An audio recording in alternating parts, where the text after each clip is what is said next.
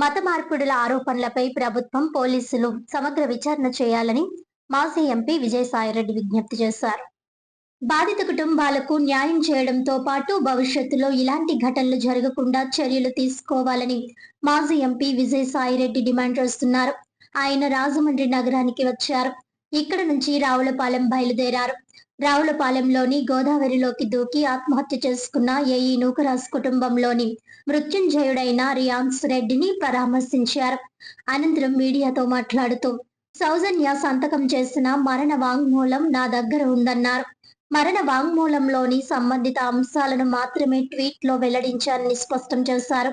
పూర్తి పత్రాన్ని బహిర్గతం చేయడం సరికాదనే కారణంతో వివరాలను మాత్రమే పంచుకున్నానని పేర్కొన్నారు. సౌజన్య వాంగ్మూలంలో పలు కీలక అంశాలను వివరంగా ప్రస్తావించిందని చెప్పారు. ఘటనపై ప్రతి కుటుంబం, ప్రతి మహిళ అప్రమత్తంగా ఉండాలని విజ్ఞప్తి చేశారు. యువతులు, మహిళలు మోసపూరిత సంబంధాల విషయంలో జాగ్రత్తగా ఉండాలని సూచించారు. ఈ ఘటనపై అధికార, ప్రతిపక్ష పార్టీలు స్పందించాలని కోరారు. రాజకీయ ప్రయోజనాల కోసం కీలక అంశాలపై మౌనం వహించకూడదని హితో పలికారు. ఘటనకు సంబంధించిన ఆరోపణలపై నిష్పక్షపాతంగా దర్యాప్తు జరపాలని కోరారు. పాత్రికేయ మిత్రులందరికీ నా హృదయపూర్వక నమస్కారం. ఈరోజు భాస్కర్ రెడ్డి గారి కుటుంబాన్ని, భాస్కర్ రెడ్డి గారు, ఆయన భార్య విశాలమ్మ గారు, కూతురు కవితమ్మ గారు, సోల్ సర్వైవర్ ఈ యొక్క ఎపిసోడ్లో దేవుడి దయ వల్ల బ్రతికి బట్టగట్టినటువంటి రియాన్స్ రెడ్డి, వీళ్ళని పరామర్శించడానికి రావులపాలెం రావడం జరిగింది. భాస్కర్ రెడ్డి గారు అన్ని వివరాలని వివరించడం జరిగింది. ఈ యొక్క సాదిక్ అనేటటువంటి వ్యక్తి ఒక సాధారణమైనటువంటి నేరస్తుడు కాదు. ఇతను కరుడుగట్టినటువంటి నేరస్తుడు. నాకున్న సమాచారం ప్రకారం సాదిక్తో పాటు మరో 9 మంది అదే సామాజిక వర్గానికి చెందినటువంటి వ్యక్తుల ముఠా, అంటే మొత్తం ఒక 10 మంది ఒక టెర్రరిస్టుల ముఠా. దురదృష్టవశాత్తు ఈ 10 మంది కూడా ముస్లిం మతానికి చెందినటువంటి వాళ్ళుగా సమాచారం వస్తూ ఉంది. ఈ యొక్క సాదిక్ వల్ల ఒక రెడ్డి కుటుంబం, హిందూ మతంలో ఉన్నటువంటి ఒక రెడ్డి కుటుంబం, ఒక బీసీ సామాజిక వర్గానికి చెందినటువంటి ఒక కుటుంబం మనకు తెలిసి ఈరోజు ఈ యొక్క ప్రపంచాన్ని వీడి వదిలి వెళ్ళిపోవడం జరిగింది.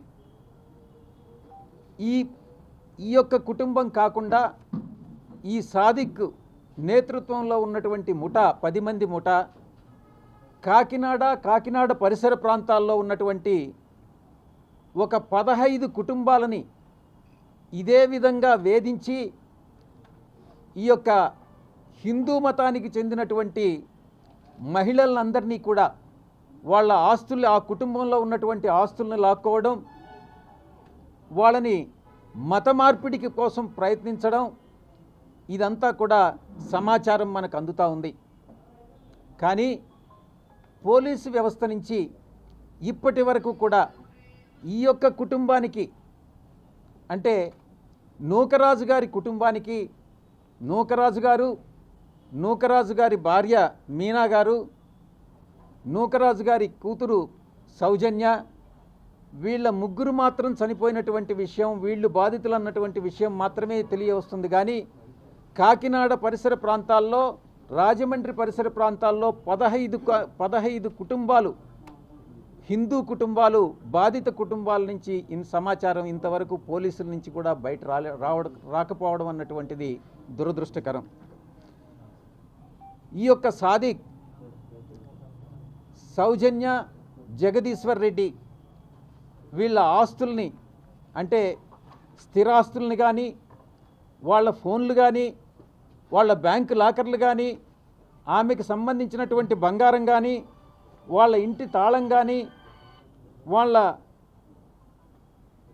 హస్బెండ్ యొక్క ఫోన్ అంటే జగదీశ్వర్ రెడ్డి ఫోన్ కానీ, ఎస్బీఐలో ఉండేటటువంటి లాకర్ కీస్ కానీ, పనసపాడులో ఉన్నటువంటి ఒక స్థలం ఏదైతే ఉందో ఆ స్థలాన్ని కూడా సాదిక్ రాయించుకున్నట్టుగా, అది ఈ యొక్క పనసపాడులో ఉన్నటువంటి స్థలం నూకరాజు గారికి సంబంధించింది. ఈ ఆస్తులన్నింటినీ కూడా సాదిక్ రాయించుకున్నాడు. ఈ ఆస్తులతో పాటు భాస్కర్ రెడ్డి గారి తండ్రి అంటే పిత్రార్జితమైనటువంటి ఒక 40 సెంట్లు కమర్షియల్ భూమి, ఈ యొక్క ప్లేస్లో రావులపాలెంలో ఉన్నటువంటి భూమిని కూడా జగదీశ్వర్ రెడ్డికి ఇస్తే, జగదీశ్వర్ రెడ్డి దగ్గర నుంచి సౌజన్యకి వెళితే సౌజన్యమ్మ దాన్ని బలవంత పెట్టి సాదిక్ రాయించుకున్నటువంటి సమాచారం కూడా మనకు తెలియవస్తూ ఉంది. అంటే ఇంచుమించు బంగారం 2 కోట్లు, క్యాష్ నగదు రూపంగా 2 కోట్లు, ఈ యొక్క రావులపాలెంలో ఉన్నటువంటి ఆస్తి 10 కోట్ల రూపాయల ఆస్తి 40 సెంట్లు, పనసపాడులో ఉన్నటువంటి ఆ యొక్క భూమి విలువ తెలియదు. ఆ భూమిని మొత్తాన్ని బ్యాంకు లాకర్స్తో పాటు మొత్తం జగదీశ్వర్ రెడ్డికి ఎంతైతే ఇన్సూరెన్స్ వచ్చిందో ఆ ఇన్సూరెన్స్ అమౌంటు మొత్తం ప్రాపర్టీస్ని అన్నిటినీ కూడా తను రాయించుకొని ఈ యొక్క కుటుంబానికి తీవ్రమైనటువంటి ద్రోహం చేయడం జరిగినట్టుగా తెలుస్తూ ఉంది.